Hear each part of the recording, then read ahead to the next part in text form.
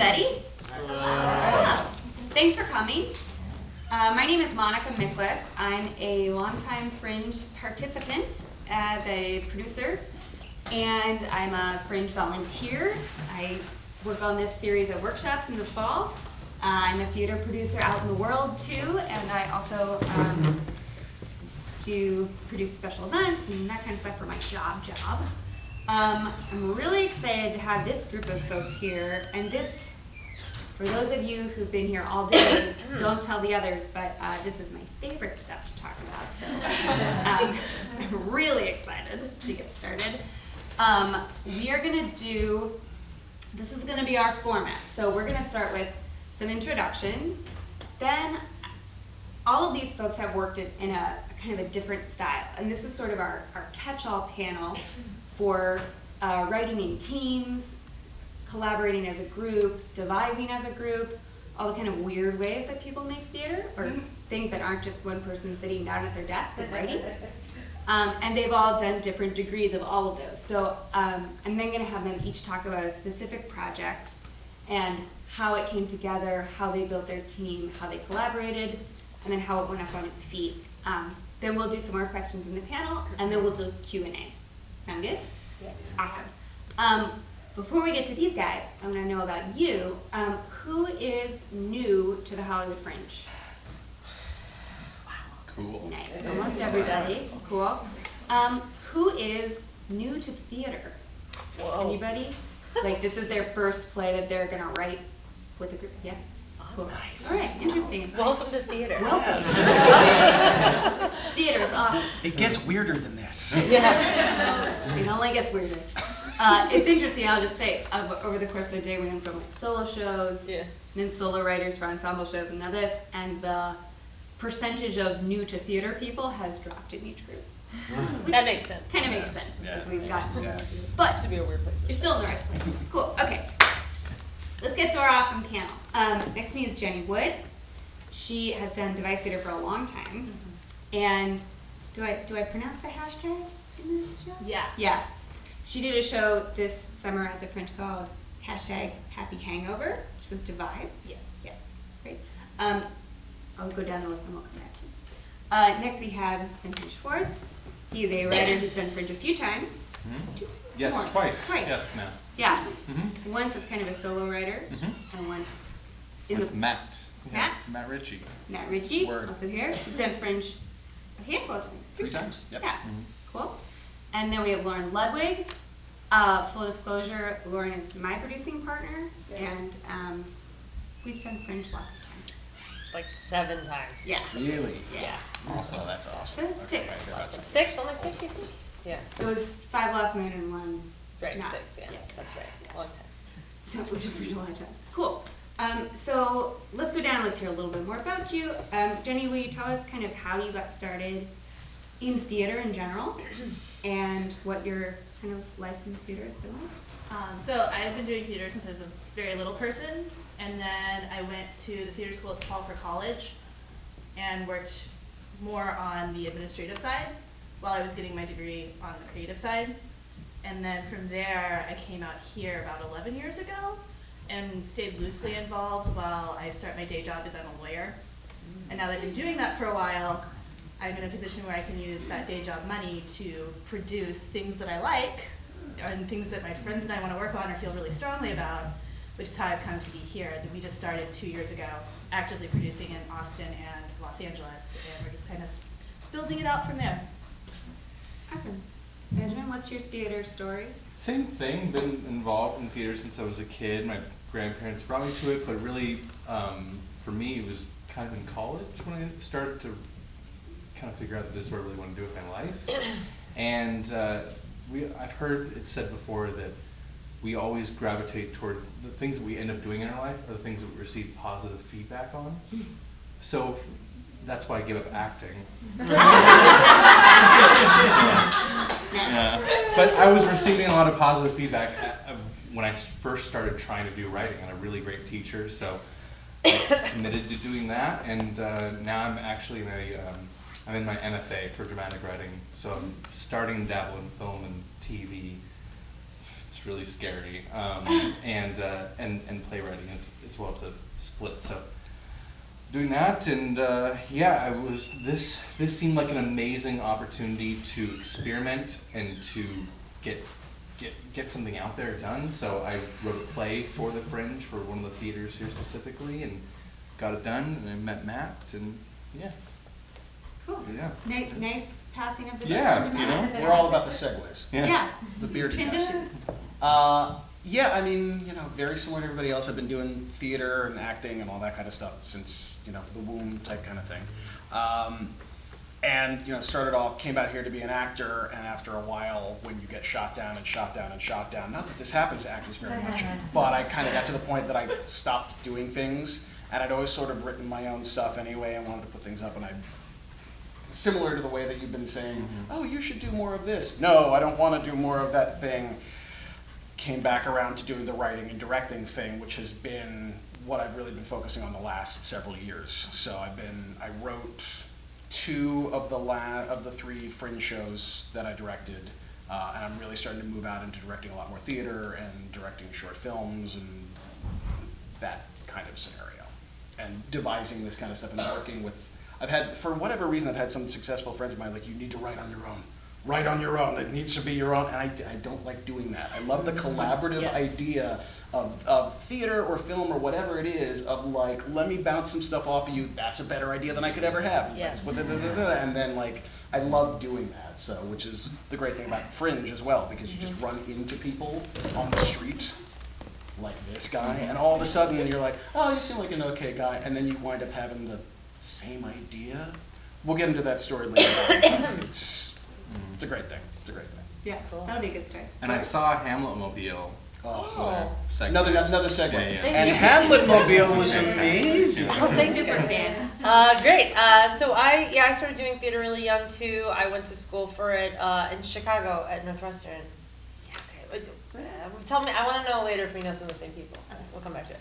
But I won't derail the panel with that. And then I started doing group devised theater right out of school in Chicago. And I started a theater company there that I had it was very much a first theater company. It just lasted 3 years, the length of time I was in Chicago, but it's where I first cut my teeth on a lot of the processes that I now use a more sort of maybe experienced version of now. We did a lot of site-specific work, and we had a lot of long development processes. There had a lot of actor-driven devising work, which I can talk more about. And then I came out to here to do more film and television, and went away from theater for a little while, and then came back to theater more consciously, with more of a conscious awareness of what theater could do and why I loved it after working in film and TV. And coming back to it, I feel like my work has gotten weirder, more immersive and immediate and more personal, and I feel even more committed to the group devised model. It's not the only way I work or like to write, but I think it's really important. And I also have had people before be like, well, if you're not writing on your own, it doesn't count. And I'm like, no, it does. You're wrong, it does. So I don't know why people feel that way about that. A lot of people who feel the strongest about it, I think, are people who write alone. I think they're kind of pissed that you figured out a loophole. Yeah. Well, some of them are trying to be really helpful. They're like, hey, listen, this is what I do. You shouldn't be splitting credit with anybody. And I'm like, you're right, because you haven't sold anything either. So all the money you're not making. I know, everybody's got an opinion on it. But we can talk more about this. But ultimately, what I've been trying to move more and more towards is just the honest truth of what works for me as an artist to create. So your devising model should really reflect that. Yeah. Different strokes for different folks. Different structure. Yeah. Have I heard that? Yeah, for sure. Thanks, guys. So I kind of want to hear the story, if you will, from each of you of a specific project. So, and maybe let's talk about all Fringe projects. So Hamlet-mobile, Angel Slay, #Hangover, and tell us kind of where the idea came from, how you built a team if you didn't have a team, or if you did have a team, how you rallied the troops, and then how you worked together to generate material, how you edited it, and brought it down into what actually went on stage. Right. And any other things you learned along the way. you know, a nice, tell us spin us a yarn. Yeah. Do you want to go first? Sure. So the show I'm going to talk about is hashtag Happy Hangover. It was the show we did for Fringe this summer, and it was completely devised. Like, we had no show, we had no company, we had two people that were like, okay, we need to put a show in Fringe. If we're going to have a theater company in LA, we got to be in Fringe, right? So last January, we're like, okay, we need a theme. Let's start with a theme. So we picked a theme, and then we picked a name. And the name we came up with was hashtag Happy Hangover because our theme was drunken friendship. And so for us, and I'm going to say us because I have an artistic partner who I do almost like 98% of my work with, so you'll hear me say us even though I'm the only one here. For us, the great part about theater is the collaboration, and it's creating the company of people you want to work with and telling the story you want to tell. So for us, our goal with everything we do is to create a situation where the people that are participating are getting to work on a thing they want to work on. Because I know we've heard everybody up here say, you get rejected, you get shot down over and over again. We're really about creating a space for that not happening. So for us, the collaboration comes from, okay, what kind of show do we want to do? Now, who do we know that we want to do this kind of show? So to build our group, we started calling all our friends and saying, this is our theme. We want to keep it to 5 actors because that's really manageable. We want to keep it to 45 minutes. Your time commitment's going to be like 8 or 10 rehearsals because it's collaborative. You don't get a lot of time to get together and work on it. You want to keep it realistic. Do you want to participate? And I was able to, fortunately, a really good friend of mine that I've been working with for over 20 years was super excited to direct a collaborative piece. So he was our director. And then from there, we found 5 people who really wanted to do a Fringe show. Some of them had done a ton of devised work, and 2 of our ladies had never in their life done a devised work. So for them, it was really about creating the relationships and having the experience of learning how to do this. And so from there, we set up our rehearsal schedule. We registered with Fringe. That gave us, like, put the fire under our butt to make sure we get done. And it came down to 14 days before we opened. We didn't have a show yet. And we had, I'm not even kidding, we'd had about 5 hours of rehearsal at that point. And then we had 12 or 14 hours of rehearsal leading up to our tech. And then we had a tech that did not involve any dialogue whatsoever. It only involved cues. And so our preview was our dress rehearsal, our open and sort of our tech, and our opening was almost just like a second dress rehearsal because none of our tech worked. And it rolled out from there. And fortunately, we wound up with a really cool kind of breakfast clubby style show that people enjoyed and came to see and remember and like still email me about, which is probably a little bit of a miracle. But really, I would say the process is find your theme, find your people that want to work on that theme with you, and give yourself a timeline so that when things start going crazy, you're like, okay, well, I know I have 12 hours to make this decision. What can I accomplish in this 12 hours? And that's what we're going to do. So that's my story. Yeah. So what kind of methodology would you use in those 12 hours of rehearsal? How would you structure a rehearsal? How would you generate ideas? What kind of stuff did you do? So for the first rehearsal, what we did was we put hashtag Happy Hangover on a whiteboard. We diagrammed it like a sentence.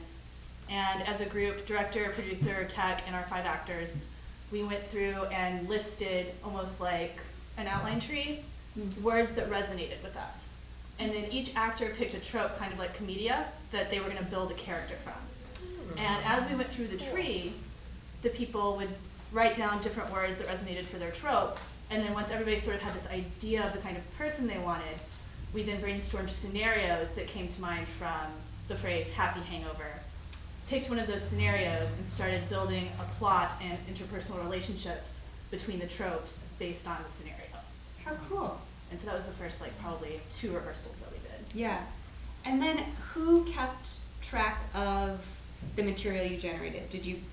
Was the director kind of functioning as dramaturg or So we had supporting things? a really lovely girl who was an undergrad at UCLA that would just write everything down for us.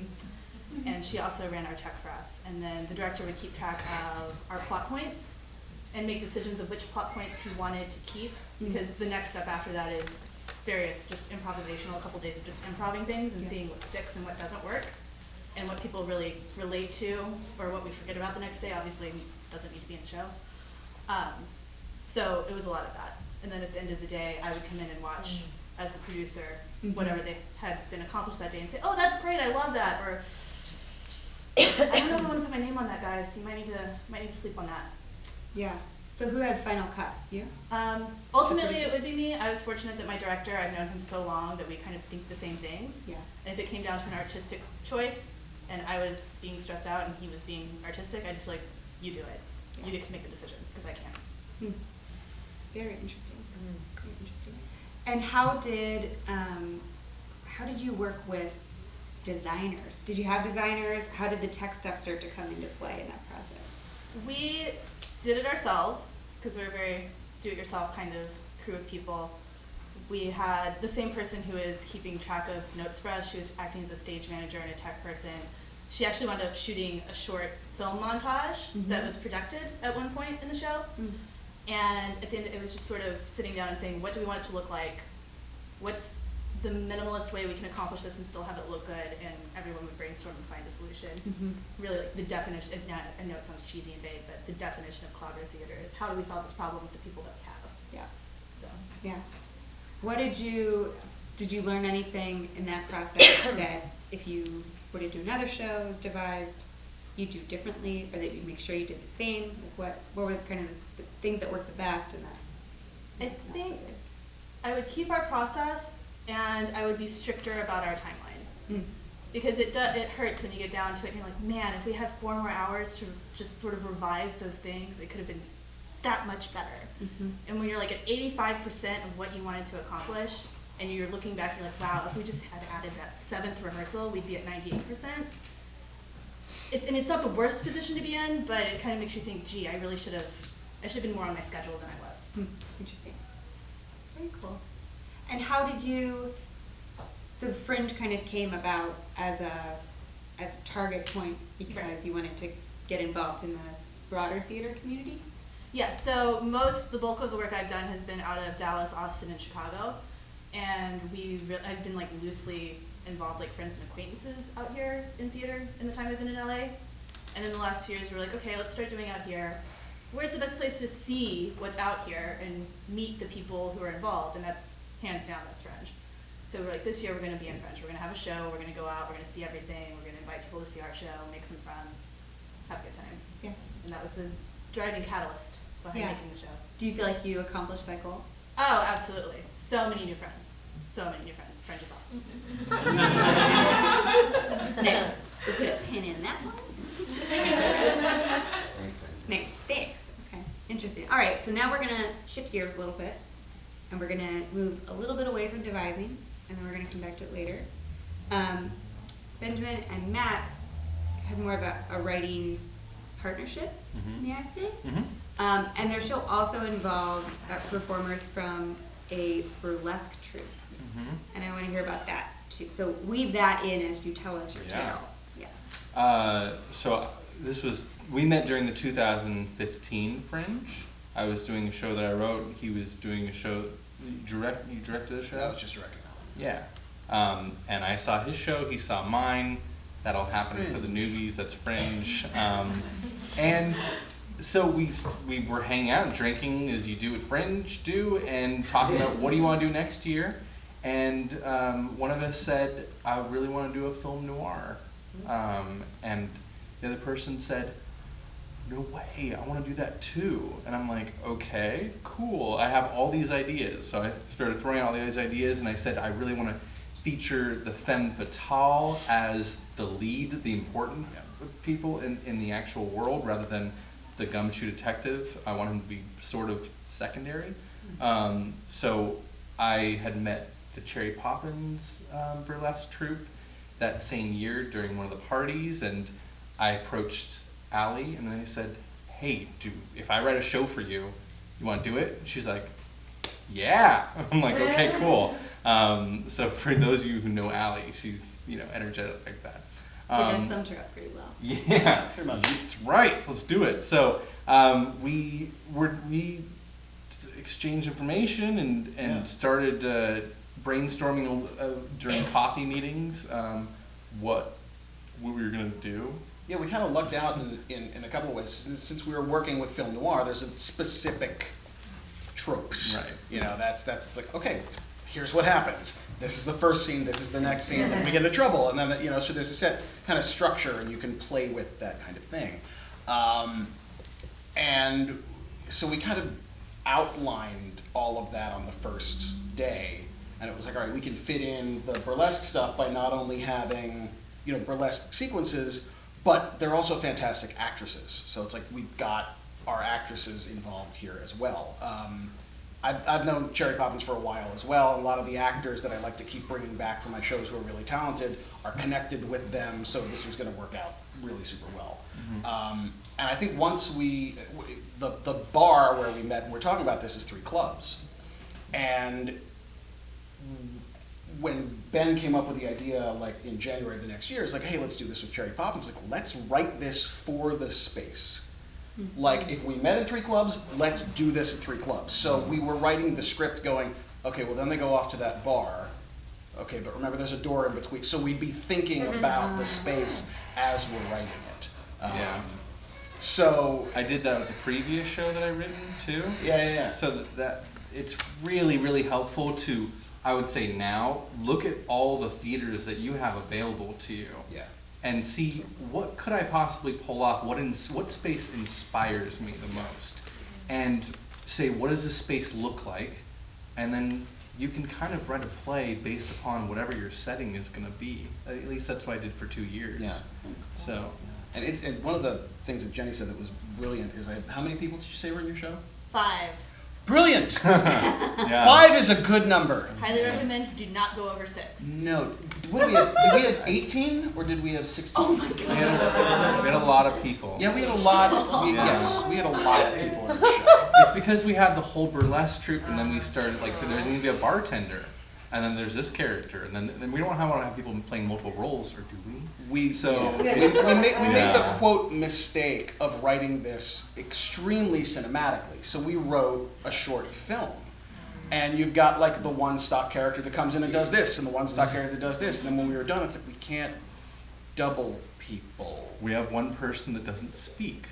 I mean, it was You know, nuts. like, It yeah. was nuts. And so the rehearsal process was, and the next thing that I learned to not do, Ben knew some people, I knew some people he likes working with, people I like working with, and we had the idea, like, this person would be great in this role, and this person would be this and great. So there was a lot of phone calling, and like, dude, do you want to do this? Do you want to do this? Yeah. Well, now you've just hired people without asking about their schedule, rather than auditioning people and saying, here's what the schedule is. Don't do that. Good advice. Yeah, I mean, listen, the good thing about that was everybody we got is so talented that it was like, here's the script, walk there, tweak this. They got it, moving on. It wasn't like an uphill battle with them. I don't think we had one tech rehearsal where everybody was there. No, we didn't. And we only had one rehearsal in Shane's backyard where everyone was there. Where everybody was there. Yeah, and then we went on stage and did it. Yeah, we broke it into like tiny, like, let's do this scene with you two. It was now let's like, do this is thing gonna with you bomb, or guys. this is gonna fail. Oh, yeah. Or this is gonna fail. Or It's it's either gonna like, Yeah. bomb or fail. That was, That's- should yeah. have called it that. Either Should have should, called yeah. it. That's a good segment. Think of that. Would happen. Yeah. Wow. But it wound up Yeah. working out kind of okay for us in the end. It's As long fun. as everybody's there for the shows. Exactly. That's true. Yeah. How did you guys put words on paper? I mean, imaginary paper on a computer. But Yeah. did you sit together in a room? Did you trade drafts? What was your balance? One of us wrote a first draft and then sent it to the person and said, "Hey, give me notes. Let's talk it out. This is what we were talking about." So, I wrote the first draft, sent it over to you, and then you were like, "All right, this is what we talked about, but not what we talked about in these places." I'm like, "Okay, let's change it." So he did a killer rewrite, such a good rewrite, and I was like, "Dude, this is where I would have gotten on like my 7th rewrite, to be honest honest with you. I'm like, this is so good. It's awesome. So then we met and Tweaked and yeah, moved stuff around. breakfast and at 2 a.m. and That's how to do it, by the way. Yep. And so we hung out in front of the laptop and went over every single line meticulously and every single part and said, oh, I have an idea to change this line of dialogue. Let's do this and let's go back and forth. And yeah, that's how we did it for that one. Mm-hmm. But and the yeah. thing about it, though, is that we're writing another show right now, and we're working very differently.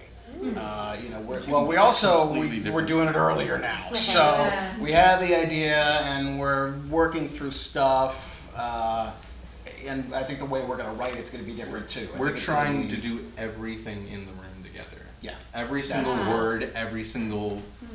We're doing the outline. We're doing the beat sheet. Yeah. We're doing every single thing together. We're meeting twice a week now. Yeah. And yeah, it's really we're at a much different place than we were last year. Yeah. So and again, like you said, things to avoid. We know what stuff not to do. Stuff around. You know, the amount of cast, and we're trying to figure out where it's going to be and Well, yeah. Ben was saying something. We were meeting right before this, and Ben said something really interesting, which is I'm so used to just writing and doing whatever I want, and then we'll figure it out later. I'm like, yeah. And we're not doing that this time. We're giving ourselves 5 people. It's like, oh, it'd be great if we do this. I'm like, that would be great. How? Yeah, And we now have to think about how, and then we go, we can't. All right, we got to come up with a completely different thing because there's no way we can have whatever it was we came up with at the time. Yeah. We were making a decision about a character at the end of the play, and he's like, well, what does that mean? What are we trying to say through that? And I said, dude, I don't know. Like that, I always write and then figure out what my theme is or what I was trying to say through my subconscious, whatever it was, putting itself on paper. And I go the completely opposite reverse. He's like, no, that's not how we're doing it this time. I'm like, all right. And it brings me to your point, which you're like, we just thought of a theme and went directly off of theme and built the story. So, you know, A totally. lot of different ways to do it. Yeah, but I think we figured out what it's about primarily. Which is a completely different thing than our original. Good. This Yeah. is so awesome. So Character-wise. Yeah, character-wise. So. Cool.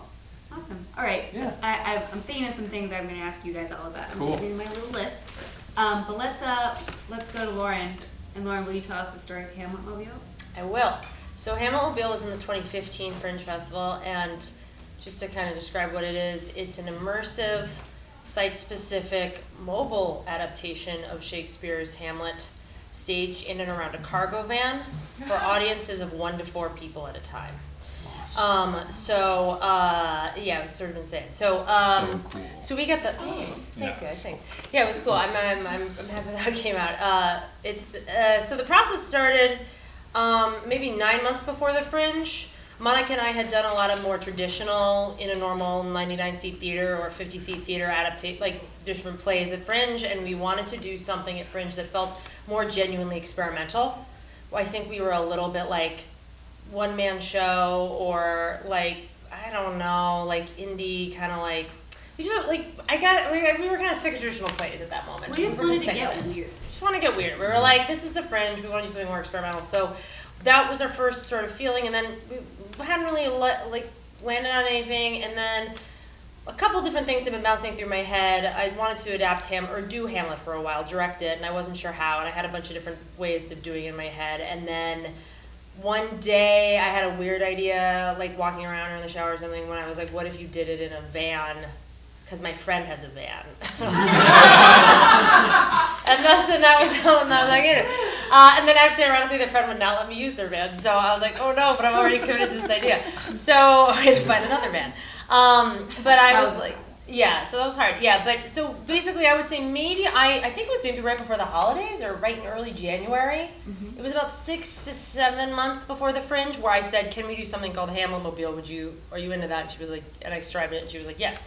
What we knew was like, my idea was like, oh, it'll park kind of wherever, and you never know where it's going to park. You have to follow our Twitter feed, and we'll just announce it like 10 minutes before the show, and like, I was like, and it's only going to be for very few people, because I had seen Sleep No More in New York, and I was so mad at how many people were in the audience with me, and I was really pissed about it, and I was like, I just want to do things for one person, and it'll be like free. I was like, it'll be free, so we don't even have to worry about ticket sales. So like, we were doing something pretty out there in terms of producing model.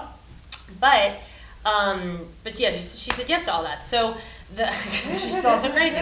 So we, yeah, and because we were willing to sort of fundraise and lose all the money, we were like, we will put a cap on how much we can spend. We'll do a crowdfunding to get to it, and we will make none of it back. We have decided that so that we can give it away for free. So that was our decision, and we stuck to that. So, so I had actually a really different experience than both of these. So like I said, I've devised a few times before this, so I knew things that were requirements for me. So what I did was I went out to cast actors through auditions. There's only one actor I cast with no audition, and that was my Hamlet. And I knew he was my Hamlet in my head before I started, or else I wouldn't have directed Hamlet. Because I don't think you should ever direct Hamlet if you don't know who you're casting as Hamlet. That's crazy. So I was like, I have a Hamlet. He said he could do it. And then after that, I went out to actors, and I asked for a huge buy-in. I feel actually a little differently than what you were saying. I asked for a giant number of rehearsals for absolutely no money. And if somebody doesn't want to do it, no hard feelings. They just shouldn't do my show. And so I did 3 to 4 weeks of 4 days a week of rehearsal for 3 hours a time with my company of 4 actors. So I just don't do it if you don't want to do it. Like I just don't. It's really no big deal. I really get that that's not for everybody. And we so. Cast an actor and he dropped out within that process. So the casting process took months. Yeah, it took. So I would say casting because the buy-in's so high, we had to leave ourselves more time for casting. So it took. I would say it took a month, maybe 5 weeks. 6 weeks. Yeah, because it really took 3 weeks, and then we lost the actor. So and then we cast a new person, but. Basically, it takes longer if you're going to ask for that much, obviously. So in the auditions, I made sure that I kind of knew, obviously, they needed to be able to rock Shakespeare. And I had a very clear sense that because we were doing this immersive style of show, they needed to have like a very personal, intimate energy. So I made sure the auditions kind of, you do a Shakespeare monologue and you come tell a story from your real life that has to do with, I was already kind of keying in on maybe grief or loss as being the one theme in Hamlet I wanted to get more serious about. So they told a story about losing somebody, something like that. So we cast them, and we went into that more intense rehearsal, like I mentioned. And so in the broadest strokes, there's 3 parts of this process for me. There's the gathering of material. There's the I go away and I write and shape based on what I gathered. And then there's the we rehearse what I wrote phase and actually stage it. So the first phase, the devising or material gathering, we did totally traditional table work of reading through the whole play aloud and like analyzing it line by line. So we did like some super traditional stuff. We also did a lot of Meisner and a lot of viewpoints exercises. We also did a lot of like weird group physical, like I'd be like, go stage this scene, but use like only 2 of the words and these 3 weird props. Like I would just be like, weird thing, and then they come back with like, weird thing. Or we'd like we'd rehearse in my car. We still didn't have a van. We'd like rehearse, wherever, and then I just like, and you kind of like go into your plan, and then you sort of be like, okay, when I had them do that weird thing, nothing good came of that. So let's do different exercises. But yeah, and we kind of just would, and telling and sharing lots of personal stories. So bring in an object that reminds you of somebody you lost. Tell us all the story of it. Tell us the story of your favorite road trip. Take the other actors. I'd be like, JB, you take the other actors and you cast them as family members in your family and improvise a real memory from your own road trip that you went on as a family. Like just anything that felt like, and I would, you just kind of like follow your instinct with that stuff. So you kind of, by the end of it, I had like just a huge notebook of possible ideas. Like, oh, what if we do the opening court scene as if on the side of the road, like they're a family that's gotten in such a bad fight they had to pull their car over and get out of the van and start fighting. So it's like, which we actually did do in the real show. That was how that was staged. And so, but that was just an idea that kind of came up one day at rehearsal. The other thing that came out of the first 4 weeks that I could never have predicted was this kind of insane meta-narrative that wraps around all of Hamletmobile, just because it's not complicated enough to describe. There's a meta-narrative where you're also piecing together the backstory and history of the fictional theater company that's put on Hamletmobile. Their name is The Moving Shadow, and they ostensibly are doing Hamletmobile because their artistic director died very suddenly, and they're performing Hamlet to grieve for the loss of like their king. essentially. And so that came out totally out of devising. I would never have thought of that. That's so crazy. Why would you think that? So I was like, that kind of came up, and that really like lit a fire under me. I don't know why. I was just like, yes, that makes sense. So we had, and also there's also weird magic stuff. This is why I love devising. There was magical shit, like it turned out all the actors I cast had lost somebody incredibly intense and important to them, like parents. They were young people. And like one of their moms had committed suicide, and I didn't know when I cast her. She was a woman who came in from backstage, and her own personal story was so resonant with what we were doing. That's just instinct. Like, I guess there was a sadness in her in the room that felt right for Hamlet, so she was cast, and then she was good enough to share that stuff with us. And echoes of it, none of her genuine intimate details, but echoes of it ended up in the play. So that's why I love devising, is because that's the sort of synchronicity that you can't really, like, you don't necessarily get alone in a room. So anyway, that finished, and then I went away for 2 weeks, totally alone. And by this point, I'd started to have the idea that it was going to be 8 vignettes that were all 15 minutes. So that we would park the van and cycle through the 15-minute piece for like 2 hours and then go away, like a food truck, basically. And so I was like, so we did that. So I knew I was trying to write these 8 things, and I was already starting to have a sense of the moments that mattered most to me. So then I did this sort of more traditional thing of I sat down at my computer and I wrote up the 15-minute pieces. They ended up being a mix of Shakespeare's text, stories from the actors that were pretty seriously rewritten and shaped by me, and then just stories from my own life, just monologues from my own life. And then additionally, the story of the fake theater company woven throughout that.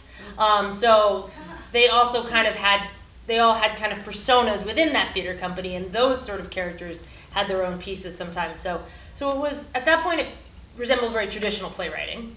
So then we came out of that, and there were 8 pieces, and now it was time to actually see if they were any good and, you know, revise as needed. So then it became actually kind of a traditional process for any new piece of work. It was just rehearse it, I go away and I revise it a little or whatever, and we rehearse it again, we stage it. That's the point that the designers came fully in. The only part of the design thing that was non-traditional was the venue was a van. So that took a little bit more time or thought, but it was a pretty traditional process right at the end, because at that point the devising was done. So, that's kind of our Hamletmobile story. So fun. Oh, thanks, yeah. We gotta talk after this. Oh, let's definitely talk. Yeah, anyway, it really worked out great.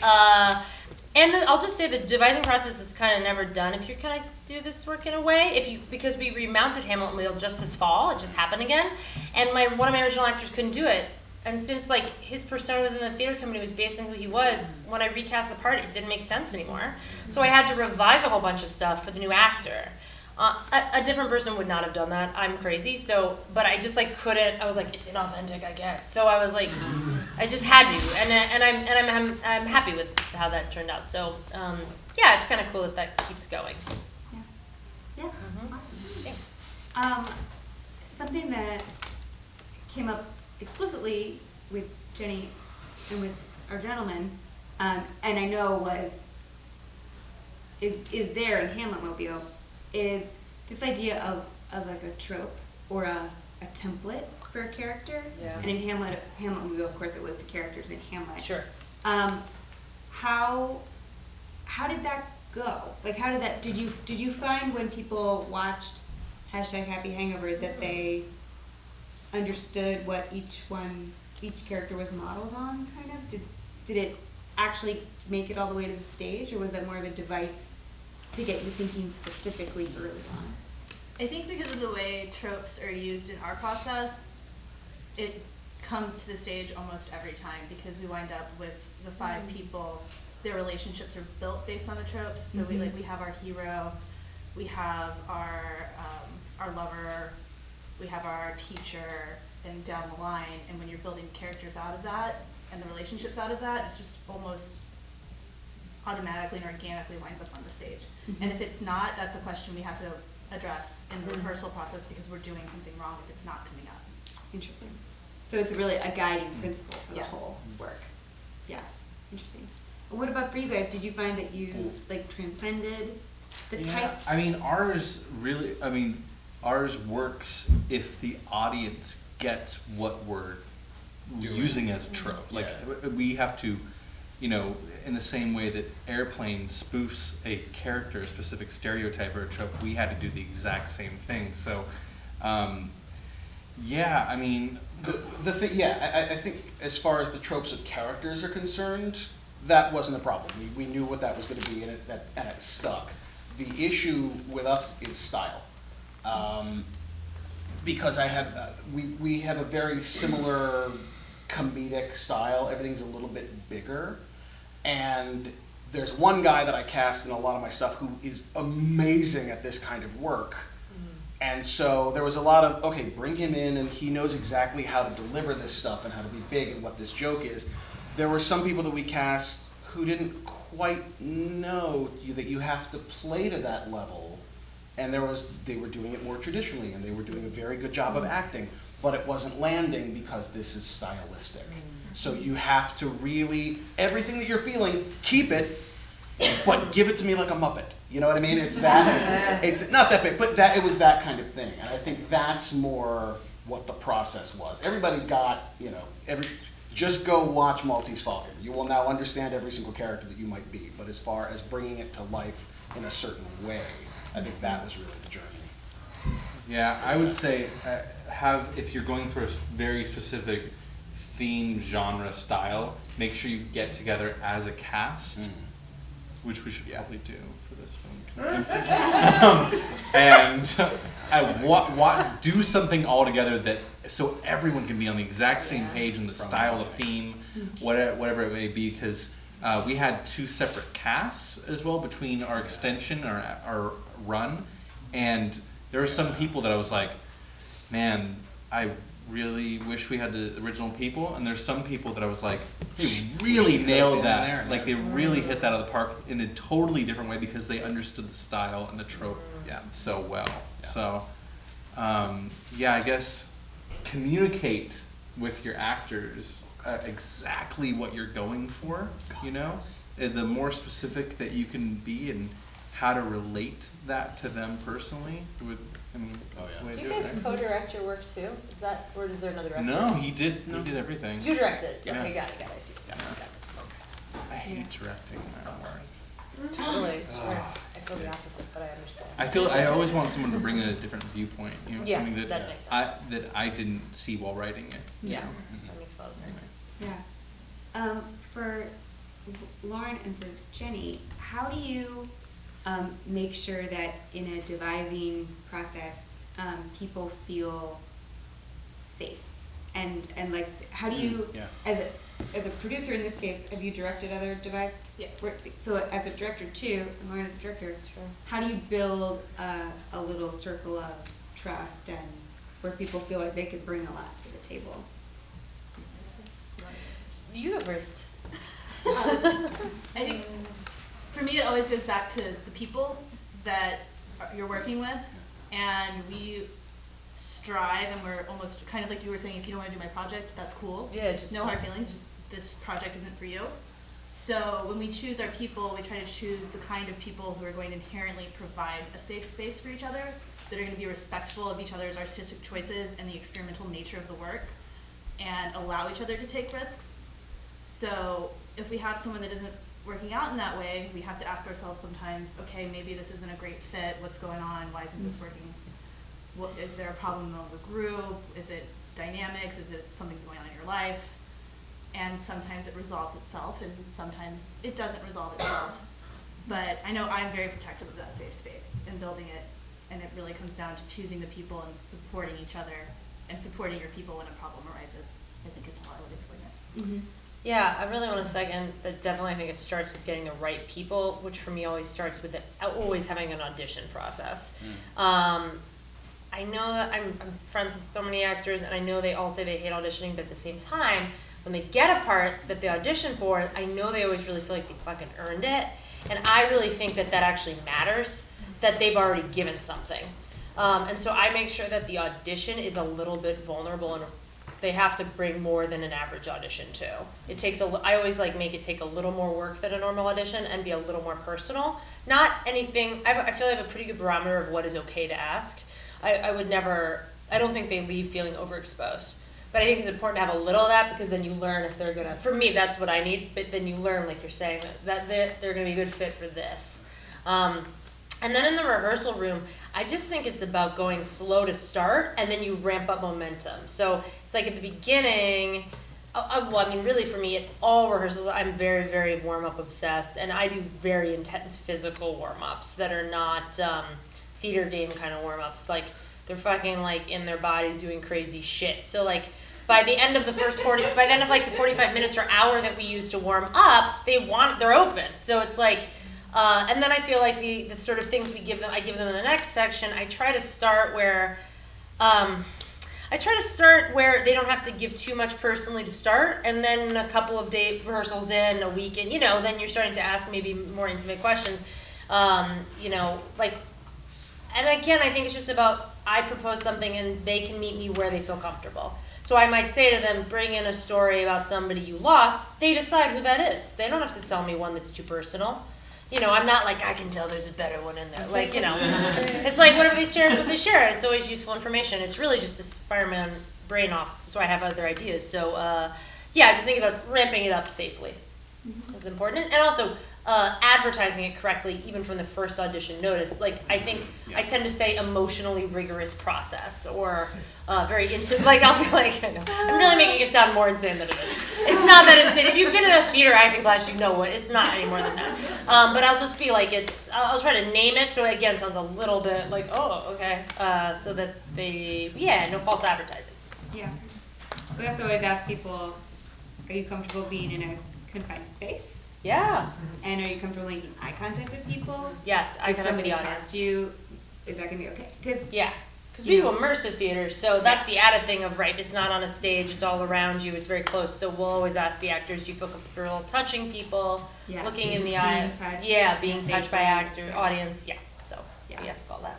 Yeah, which scares the people away that it should scare away, exactly. That it's not for them. Yeah. Matt, did you find that you had to reach a point where you had to take off your writer hat and put on your director hat and be done with thinking about the written work and just focus on directing? Yeah, I mean, we really lucked out in that we got the script and then it was like, all right, now it's time to go. I mean, we bang. I don't. Clean break. Yeah, I think we were kind of done. There was one moment, we were about halfway through the run, I think, and there was one joke that wasn't landing. And we had to go in and go, still didn't land. We gotta change it. But as far as the script itself is concerned, and redoing, the way, because it's so fast, and because of, especially in this one, where everybody had 15 things going on, and you couldn't have makeup rehearsals and that kind of thing, it really was, here's the script, this is what we're doing. If it turns out in a rehearsal that we got to tweak a little but there's going to be no plot changes, there's not going to be a lot of, I'll include all kinds of stuff. We were talking about a collaborative, process. Things will happen where it's like, let's do the scene, and then somebody does this goofy thing at the end, it's like, keep that thing right there. It was such a spoof, for example, at the end, we've got all the classic tropes of the detective is in his, it's in his office, doing these things. And at the end, the phone rings, and our actor would do this gag where he'd take the phone and he'd hit the ring and take it up like this. Over the course of several shows, he hit the phone, picked up the entire phone, and put the underside of the phone, the base of his phone, to his ear, and would just do the scene like that. And he did it once in rehearsal. With our style. It was totally the style. He did it once right before rehearsal, and I was like, from now on, all the time, do that thing. So as far as the written work and going back and trying to, not at all. But as far as people bringing other things that were better and that were always tweak to bring up the quality. And the year before that, I was constantly making changes to the script while they were in the rehearsal process. Yeah. And I feel like I was setting some of the actors a little back from where they were. So I think it's a good idea that you just try to nail down a script, and then if there's something that's really just glaringly a problem, you have to go in and change it. But otherwise, just try to stick to it, because your instincts are good, if you, and roll with it and then make your changes afterwards in the next production, wherever it's going to be. Just, keep the actors in mind sometimes. Yeah. How did that go? Because you guys stuff was evolving during the course of the run. How were the hearts and minds during that process? People got a little stressed out. Yeah. Some people, our two ladies that it was like their first time were freaking out a little bit because you really, in the process we use, the actors make their own dialogue. And the only time either myself or the director, because I'm also a dramaturg, so myself or the director would maybe tweak it is if it really wasn't working, or if they did something we liked that they then didn't carry over and repeat. So there comes a little bit of a pressure when you're like, oh my god, I'm writing my own words. And this one girl, we had to talk her down a little bit. We were like, honey, it's cool. Everything you're saying is great. If it wasn't great, we'd be telling you, hey, let's try this other thing, or why don't we experiment with this setup and see what comes out. And so in fostering that sort of dynamic of, no, it's cool, experiment, do what you want to do. There's stress, but really beautiful things come out of that. And that's why we keep doing it this way. Yeah. Can I ask you a question? So does the play essentially improvise every night? No, so the way it works is it's very improv-ish in the process, but once you get to opening, that's the show. So it's creating a story and a show, but every night that show is the exact same show. Like maybe exact wording changes in the line of dialogue, or do they actually Same dialogue. Same dialogue. You wind up with a cool. script. Got They it. follow Okay. In word the for end, word yeah. at the end. So somebody fascinating. could sit down and transcribe it, and then go watch it the next day, and it would be as close to the same thing as like if you memorized, like if you did real Hamlet and memorized Hamlet, Yeah. and went in. Like sure, somebody's gonna slip up somewhere because that always happens, but it's an identical show. Once we open, that's the show. Great process. Yeah, wow, interesting. Yeah. Very interesting. So that's why we talk about like actors freaking out about writing their own lines. It's like if we didn't think you could do it, you wouldn't be here. You wouldn't be able Yeah. I love that, and I love that you both do that, because I've been working on a completely different style. I love that you're bringing people in and just having them, let's do this, Yeah. and spill out humanity onto the stage, and Yeah. keep it safe, and then use you as part of this connective thing is fantastic, because I think that's a lot of what theater has always felt like to me, and I love that you're doing that. That's really fantastic. It's real. Well, I feel like it makes work that I respond to this work as an audience member, and that's why I'm doing it as a maker. I feel like I can tell when the actor.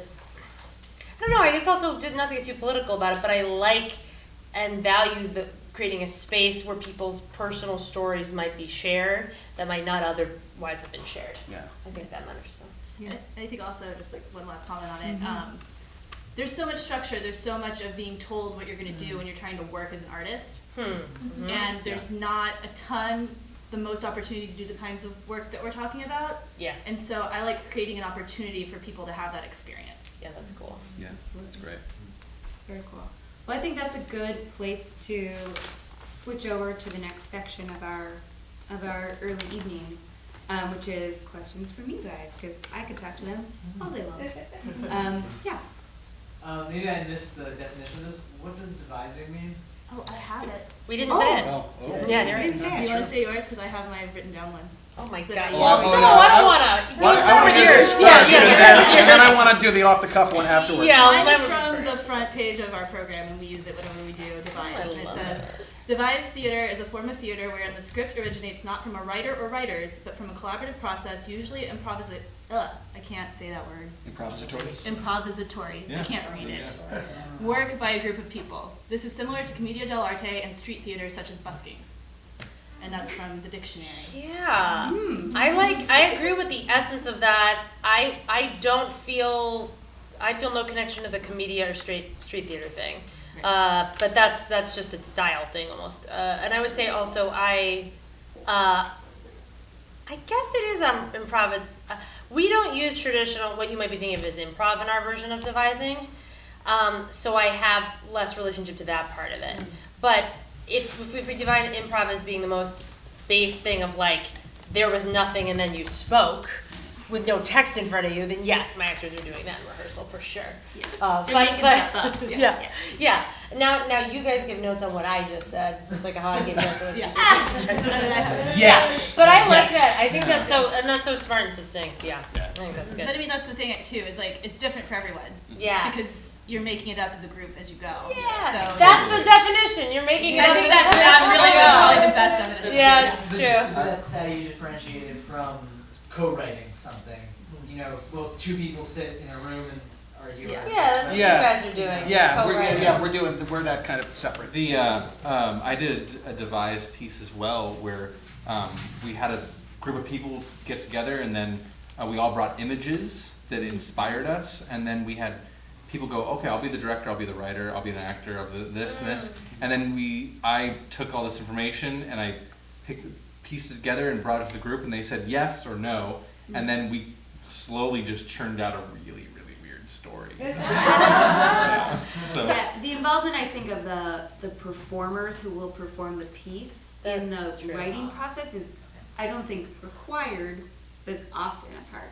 Right. Yeah, you could have technically a different cast. You could, but I think more likely than not in practice, Yes. that happens. But I think it'd be worth saying something here that was taught to me when I was first taught how to do some of this stuff way back in undergrad. I got really lucky and experienced it very young, and the guy who taught me how to do a lot of this is a theater artist named Michael Rode. Yeah, he's so great, right? He's awesome, and he taught us this really useful thing that if you're gonna go do group devising, I want to share back, which is basically this spectrum of kind of leadership or authorship. And so basically, like, there's total single person dictatorship, then there's democracy, then there's group consensus, right? And I actually think in a group devising process, it's really important that everybody agree on where you are on that spectrum at any given moment. Otherwise feelings get hurt or there's misunderstanding, right? So like in the process, invite actors in and they know that at the end of the day, it's a dictatorship, that I'm gonna make all the final decisions. But there is a period in the middle where I might give them group consensus for a rehearsal at a time. Or I might say, go off for an hour and do anything you as a group decide to do, right? And they're briefly going into group consensus. And then they create material and it goes back to dictatorship. But I've done group devising where there was no single author, where we ultimately like voted on story stuff and group decisions in like a democracy the whole process. There was no single author. It was crazy. It was very slow going. But I'm just naming, like, you don't have to, you can experiment with how you want to do it, and yeah, just as long as you're all kind of in agreement. I had a question that links actually with the conversation. So how do you guys deal with crediting, like the devised work, like when it gets to the end of the day and you're writing out the program? I say for Hamiltonmobile, I'll say I always use my gut of what feels honest and err on the side of giving too much credit to people. So for Hamiltonmobile, it was written and directed by Lauren Ludwig from a group devising process by the ensemble, and then I say their names, or from with In collaboration. in collaboration with, because that's true. They gave me the material, but they would agree I wrote it. So it's like, if you feel like weird or guilty saying to the actors what your credit you're proposing is, you probably are off. But I felt confident, and I think they did too.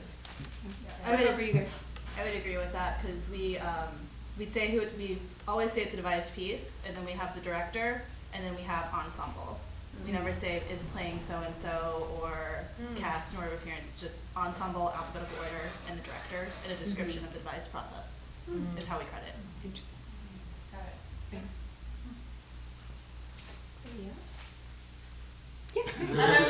She's back.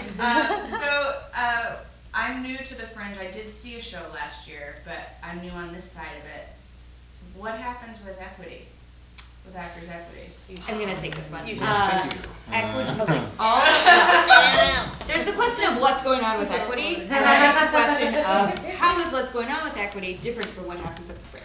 Yes. So the Fringe is all regular equity rules apply. You are on your own to figure out your own equity situation. Cool. That's the basis. The Fringe changes nothing about equity rules applying, and it's up to you to make sure you're in compliance if needed. Great, thank you. That's it. I was like, how are you guys funding all of this? Like, how are you, well, I guess that's. another Non-equity question. actors. I've only used non-equity actors, Yeah. or people who are willing to like budget. But it's like, We've not done that. but like, well, there's this. Isn't there the relationship between SAG and equity? So Yeah, let's not. So There's a we have whole- because there's there's a- no. It's hard to find an actor in LA who's not SAG. Right. So Yeah. that's your And own. I understand that there's Yeah. a showcase for Fringe and the, so offline.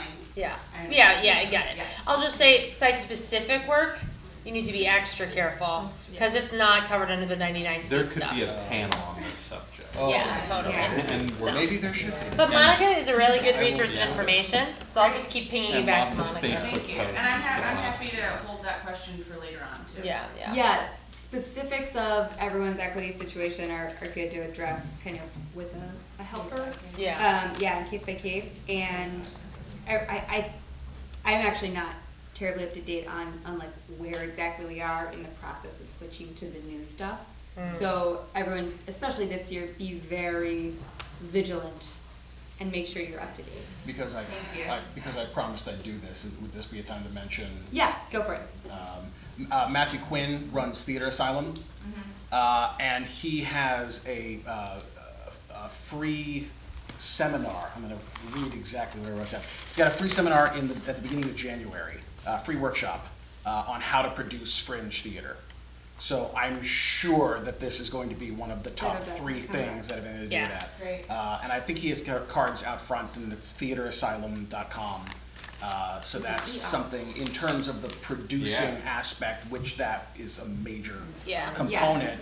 That would be something to look into. Yeah, and then the Hollywood Fringe also produces Yes. 2 different things in the spring. There's a series of town hall workshops, which are the real nuts and bolts of how to put your show up at Fringe. So like, how do you register? How do you pay your registration? How do you send a press release? Really basic stuff, which is great. And then there are producing panels, which are more like what we're doing here. They're a little bit bigger. It's usually like 5 or 6 producers, and they each have a theme. So there's like a marketing one. There's one about the festival experience itself, and those are great. And those are a great way to also to kind of meet the players, if you will, within the Fringe community. And there's always mixer afterward, including some friends. There's always. You should go. There's always Everything. You except should for really today. go. Yeah. Just basically meeting other people that will like help cross promote like Yeah. between your shows is the way to start to get people to your shows. Yeah. You want tastemakers at Fringe to know the name of your show so that when someone says to them, "What are you guys recommending?" they'll say your show's there. Great. Let's go in the back and then we'll come down. I just had a specific question. Lauren? Yeah. You mentioned like weird body work or Yeah, I did. I was curious what do you do? Well, What's weird about it? what's weird about it? Do it for us here. If you could just. I don't know. I make the actors do a lot of stuff with their eyes closed. That's probably the weirdest thing. Otherwise, it's stuff you already know. Some of the things I do, I was inspired. I've done mime training in the past, and I pull in some of that. Like I said, I do viewpoint stuff. I do this thing also called the rhythms, which you might know from. It's like a modern dance thing that like really is a rigorous physical warm up. I also have them do viewpoints with their eyes closed. Your face. Yeah, What's viewpoint? Sorry. Oh, viewpoints. Oh, wow, this is awesome. Okay. I'm gonna survive with names and dates, so I'm gonna screw up some of the details. So viewpoints is a physical. It's a training technique for training, and it's a system of understanding movement in space, and trains actors to be more physically aware of both themselves and their other partners in the space on stage.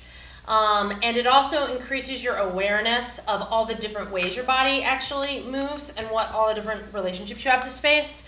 It actually feels kind of sciencey when you first learn it. It breaks down like the act of me just walking across the stage into shape and versus gesture versus repetition of something and tempo of something and topography, which is the way you walk across the space. It basically like breaks stuff that we kind of think of as being natural part of the world and the way we move into like a codified system that you can then train in and push yourself in different parts of it that you're less natural in, and it's a great way to get groups of people working as an ensemble physically. There's a book, if you want to learn more about it, you can go look. I think it's literally called the Viewpoints book, right? Okay. And it's Tina Landau and Anne Bogart are the two that popularized it, but it actually comes also from dance. From dance. Mary Overly, I think is her name. Yeah. So there Viewpoints workshops are taught in every major city. You can go take a class in it. I'm positive There somewhere. are excellent teachers in LA, including my friend Alex Billings. Alex who's Billings. If you're doing it, a magical person. You should and take a class with great Alex teacher. Billings if Yeah. you want to take Viewpoints in LA. Yeah. She's on Transparent too. If anybody watches that show, you might recognize her. She's excellent. Yes, great Viewpoints teacher. So highly recommend. Yeah. Cool. We have some questions down here, and then we'll come back. Did you have a question? Yeah, I'm just curious, like when it comes, since this is like, we're talking about devising and ensemble creation, what kinds of spaces are you using for your like development and rehearsal process? That's a great question. Where did you guys rehearse? The living room of the director's apartment. Oh my God, us too. It's a commonly used rehearsal space. My living room. Living room the year before and then backyard the next. We used one of the copiously available free open spaces in Los Angeles, where they'll just open your doors and you can come into a theater and just Yeah, rehearse right. for as many hours as you. I'm lying. Oh, we totally. We did do a dress rehearsal literally across the street in the park. We over did there. actually. Oh, Yes, wow. parks are a thing. As Yeah. long as you People know. came by and watched. I've Yeah. also rehearsed in a park. Yeah, completely. Living room, the van, a park, and then eventually we actually now do rent we co-rent a space with another arts organization, so we now finally have a rehearsal space. Yeah. But that's like, years and years into doing And it. we used to rent space for auditions to look Fancy. professional. to people. Yeah, we would pretend we were professional and then be like, now come to my living room. But then on the next show, we said, fuck it. All the auditions are in the living room. Yeah, that's true. Yeah. Or like you have a friend with a garage, and you can like Oh, open yeah. it, and you have the driveway and the garage. That's really helpful. I've done that many times. Yeah. Do you use like band rehearsal spaces? I mean, like. Yes, we have done that we've before. done that. Oh yeah, totally. Yep, totally. Yeah. Totally. Dance spaces, rehearsal stuff in the valley or whatever. Yeah. And if your show's small enough, you can actually rehearse in casting studios too, which sometimes have good rates. That's true. Yeah. Cheaper by the Yeah, they hour. do have cheaper rates. You're Yeah. totally right. We did a workshop in a backyard, actually. Oh, that's with cool. like 100 people there showed That's up awesome. for 2 nights in a row. Jesus. And it was really, really cool. It was at night and we put floodlights and hung it on the basketball hoop and everything. So you can do it anywhere, really. Theater, every space is a theater. In a van. Yeah, or a van. In the Jersey and then in the green.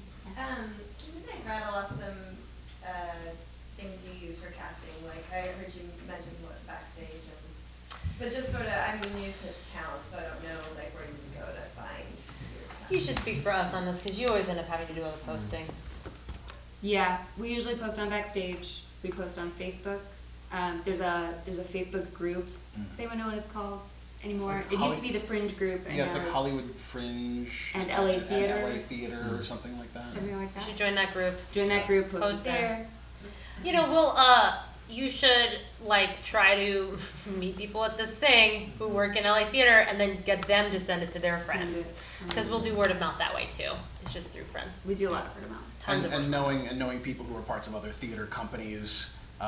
We actually, I think I used what's the other one? It's not Backstage West. It's help me out here. Not LA can't. Casting. There's one Actors Access. Access. Thank you very I much. did know that. Yeah, Actors Access is how I did the last, I think, 2. So Yeah. that's another big one as well. Yeah. Yep. And you guys just gonna use your proverbial Rolodex?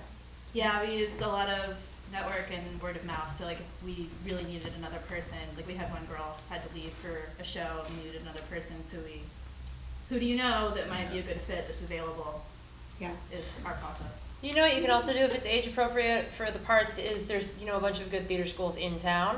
One of the women in Hamilton Mobile was in college when we started rehearsing and then graduated right before the show started. So that and she was great. So and they're so eager to do stuff in the professional world. So that's another great way to do it is to look up those theater departments and reach out to them. There's lots of really strong theater departments. Really in strong. town. Yeah. Yeah. The Cal States around here all have good theater programs. Yes. I mean UCLA Cool obviously. Beach. The American Academy of Dramatic Arts. Yep. is right, yeah, Totally, exactly, yeah. it's just gonna, yeah. And, Yeah. So my question was about, how many performances you guys, I mean, obviously with you, you had quite a lot. But Yeah. Yeah. Sure. Were you single performance or multiple, and how do you come to that decision? Good question. What did you guys do? I think, well, we did 6, which Yeah. I think is kind of the typical Yes. way to do it. That's a good number. That it's based on budget. a lot of it's based on budget, and, How and many who's gonna come to see it. You want to have Right. enough that like people will be able to come How along. many seats you like, have in the theater. is huge. Yeah. There's a formula for this that they'll go over too, and then the amount that you need to crowdfund to cover that amount and everything too. But basically, how many people do you really think that you're going to pull in to go see the show? Now cut that in half, or like by 40%, and then that's how many you probably want to fill up with that. You know, have that many performances to fill up, because you really want to try to sell out every single show. Mm-hmm. I mean, if you're not selling out every single show, then you're just not doing it right. There's enough of a crowd here to do that. Yeah, and this is for another panel, but Mm-hmm. push the show like crazy. There my is God. no kind of like, hey, I'm doing Yeah. a show. Here comes the audience. No. It is, I mean, one-on-one. Come see this thing. Hey, do you do a discount? Hey, but it's hand pick your Don't crowd. flyer the line getting out of another show. Yeah, there's Please don't do that, because some people do that and I really hate it. But be everywhere. I mean, and you know the thing is too, is that for me, I'm so incredibly interested in what all these people have been doing over the last year, that I really, I mean, I see, now I can proud to say I've seen 75 shows this year, just between Fringe and like all the other theater that I see, you know, at my work and other things like that too. So he's also independently wealthy. no, I work for Center I was Theater like, Group really? as well, so I get to see all the Center Theater Group shows, which I'm really excited for. Yeah, I'm so incredibly interested in what other people have been creating and doing, that I really, whenever these Fringe parties and events, that's how I meet Yeah. these people and work with other people in the future too, is I get so interested in what other people are doing. Like with Hamilmobile, I've been, Yeah. I mean, I loved what you guys did, and it was so cool, and I still talk about it to people, like when we ask about weird projects or things done with Shakespeare, and it gets brought up a lot, and other Fringe projects and people that we've met, and man, it's just a really great, really, really amazing community. And the thing is, the more you give, which the more you're gonna get too out of this whole process. Yes. Just love everyone that's trying to really create amazing work, and you know, they'll tell you what they think of yours too, whether it be good or bad, which is great. Yeah. How many shows did you guys do? We did the same. We did 6. We did a preview and called it a preview, and 5 shows, which I think is a really good number, because it's enough Great number. to give you time to sort of build momentum. Like assume the preview is going to kind of be a loss, assume opening is going to be all your friends and family, and then build momentum through the community, but end on a high note. I think more than 6, you really got to be one of the bigger, It's tough. And that's like, over a main. month. Yeah. I mean, Yeah. that's not like, in the first week, here's my show. Yeah. It's really slow. And at different times, I think, is a really big deal as Yeah. well. Key.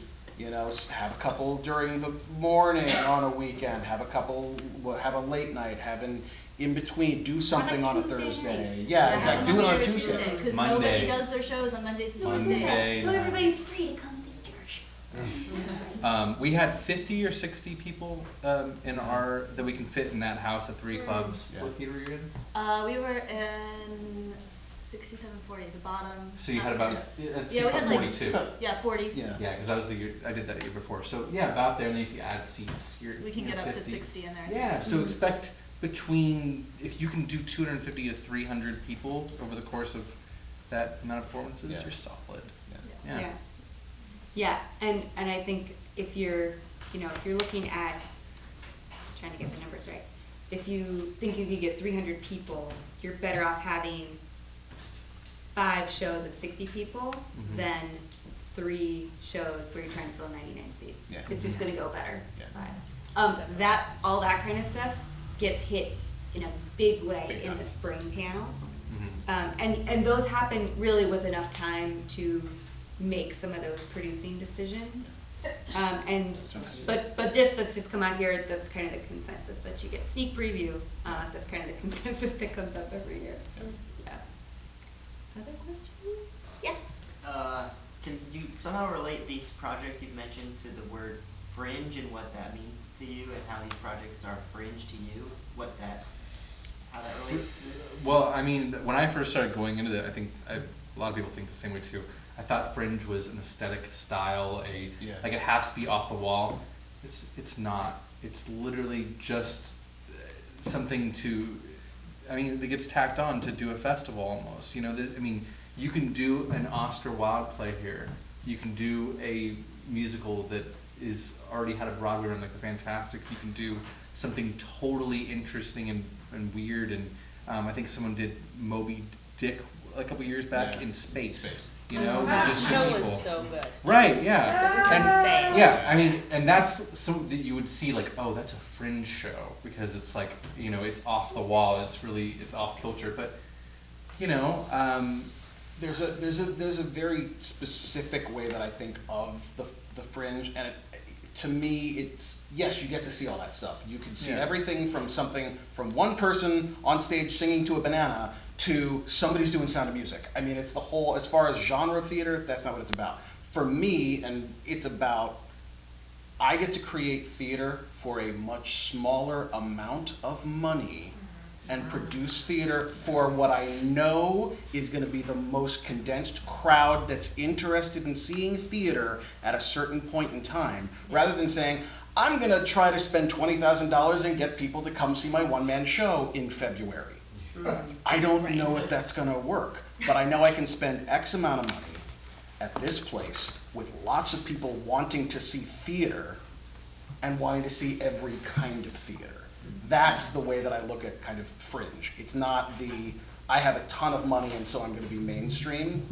It's, I'm going to pocket myself with all these other people and make it the best for everybody. Yeah. And the aesthetics are limited by, the aesthetics are defined by the limitations, which are largely because of time and the way the theaters are booked. Yeah.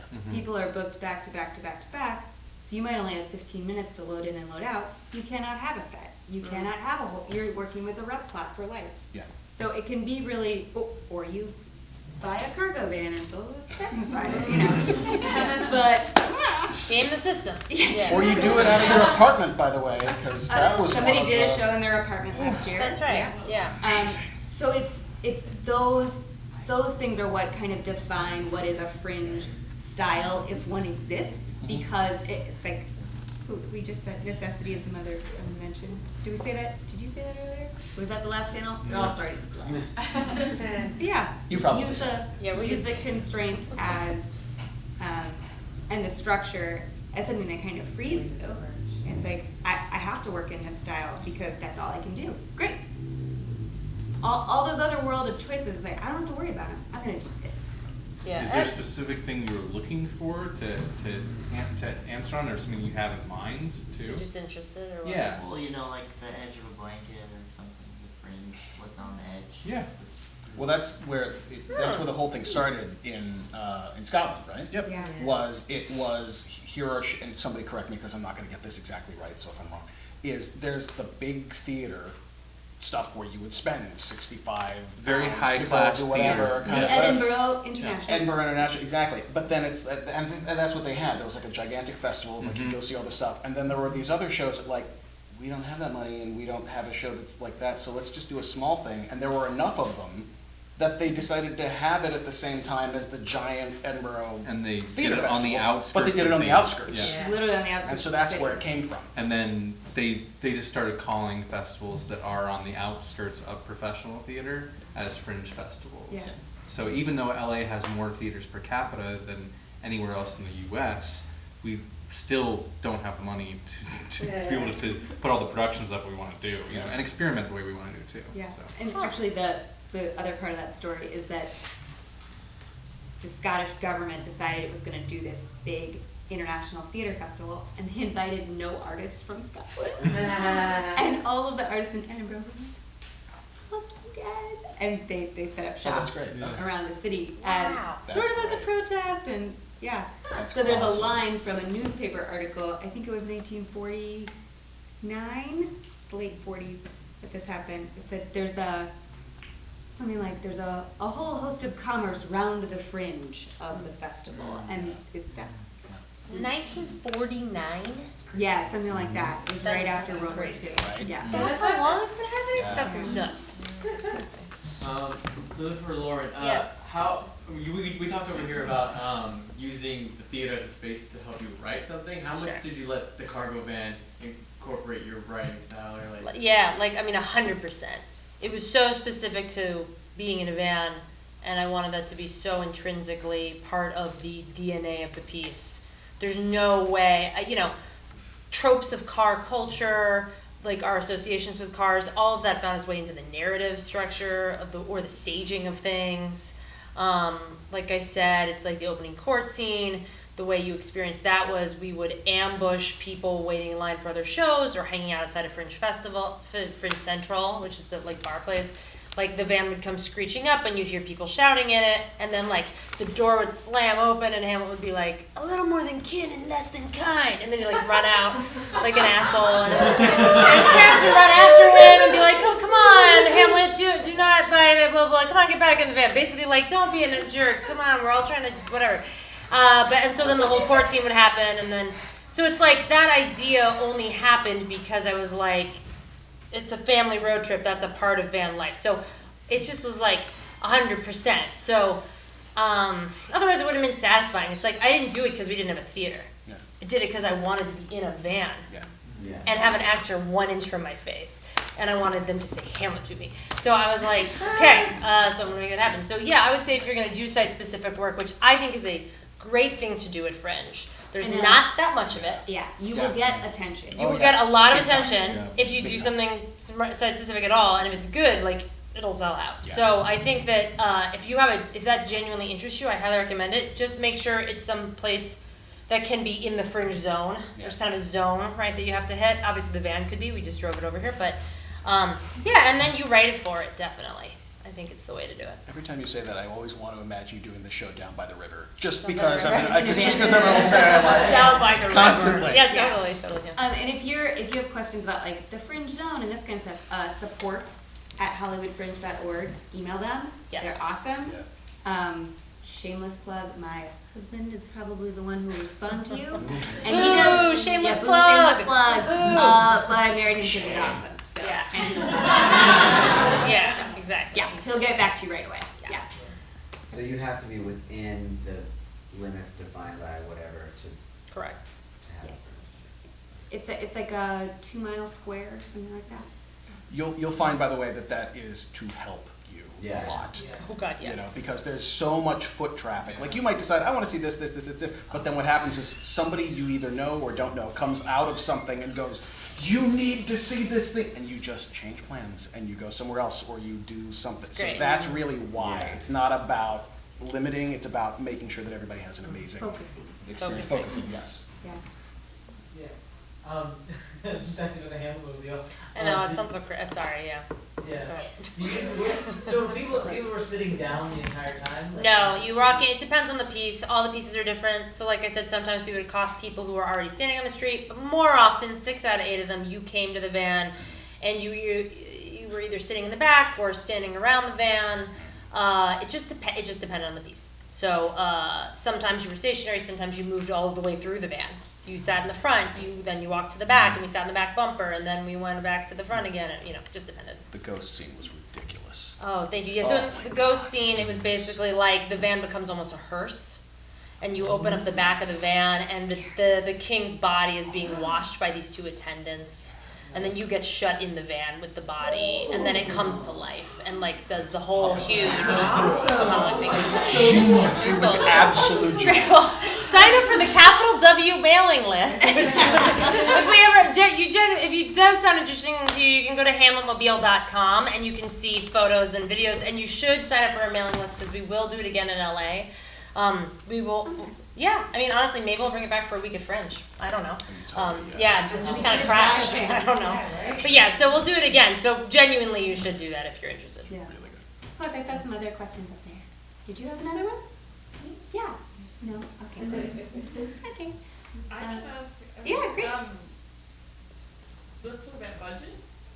Okay, great. Just, Let's- you know, like let's. how you came to figure out your budgets. Did you crowdfund? Did you, you know, like, what did you do? You want to go first? I'm probably the worst person to ask because I self-finance everything. That's my whole life plan was my day job funds what I want to do on the side so that I can have complete creative control. Yeah. So Love it. you have to kind of, I have like the business background as well, and was very fortunate to work with a lot of really great theater companies in Chicago and learn how they grew their process and funded themselves and sustained for many years. So making a budget, keeping it as low as possible, and finding an income source, which is a really general answer, but. Yeah. How did your ticket sales, did you break even on the show? Did your ticket sales cover what you spent? So we went into Fringe assuming we would make no money. Yeah. Which Great plan. Good plan. The best plan to have. Like, be You won't. prepared to say, I'm gonna do my show. I'm prepared to lose X amount of Yeah. dollars. Yeah. So know how much you're willing to lose and build your budget from like backwards from that. Smart. So for me, I was like, I'm willing to spend X amount of dollars to do this project that I and my friends really want to do. And then what we wound up doing was our ticket sales got divided across the company after excluding me and the director, so that's how we paid our people. Smart. Was, well, I can't promise you anything up front, but here's what our hope is. Whatever the box office is, we're gonna split this way. That's cool. That's a good idea. Yeah, there's another really kind of good way to do it is we actually made money on the show. And when I say made money, I don't mean we made money. You know what I mean? But I think once you have an idea of what it is you're trying to do, because obviously every show is going to be different. If you're going to do something where everybody's bringing their costumes about, we just need to rent the space. If that's it, totally different budget. So you just got to know how much it's going to cost to rent the space and how much it's going to be a part of Fringe. Are you going to have programs? No, you don't have to. It's fine. Saved a lot of money. How are you going to push the show is the big question. You know, again, these are all things that are covered meticulously in other fantastic things. There's a marketing workshop, is there not? There is. Yeah. More Yeah. detailed than you ever Yeah. possibly could. The one thing that has been really, really useful that I found is when you're doing a crowdfunding, at least for us, is anytime you spend X amount of dollars, like we said $20, if you give us $20, you get a ticket to the show and you can come to whatever you want. So you're getting an audience by pre-saling everything. Smart. So that you're already kind of breaking even as close as possible. You know, like I don't want to put my own money into something. I want to make this pay for itself and have everybody just kind of be a part of the process. And then when you make something at the end, if you're lucky enough to make something at the end, then this is now profit sharing because everybody has worked. And I would love to pay everyone, and it's just going to be in whatever profit that there might be. Yeah. You know, our more traditional, the more traditional, you know, proscenium sort of theater shows, have a fourth wall shows that we did before Hamiltonmobile. Most of those made money. They made money, a couple $100, $1,000. Oh no! I mean, a few made like $1,200, Okay. $1,500. So like, the caveat is this enough was to seed the next show. okay. So those were in They a didn't all do 99 that. seat house, Some did. and we did about 5 performances. But it was a Los Angeles-based comedy group that performed year round here, and it had an existing fan base. So we had no problem selling out the shows. So it's just that's okay. So that's one end of the spectrum. And then for Hamiltonmobile, we crowdfunded. I'm going to be specific with you. We crowdfunded $5,000, and then was our budget $6 and change. and change. Damn. So Monica Big and I budgets. put in about $800 of our own What dollars could you do with each, $6,000, man? and then we crowdfunded $5,000, and we also gave people who donated priority seating in the van because there was no ticketing to the van, but so we couldn't quite do that, but we did like priority. You get to kind of reserve early. You get to reserve a slot basically, and there were no reserve slots besides those donors. So that's how we did it. You notice the budgets range. Are you saying that's There's high or a low? huge range too, because some people are doing it for literally next to nothing. And then I know somebody that had a $20,000 budget last year for their Fringe show. Wait, who did that?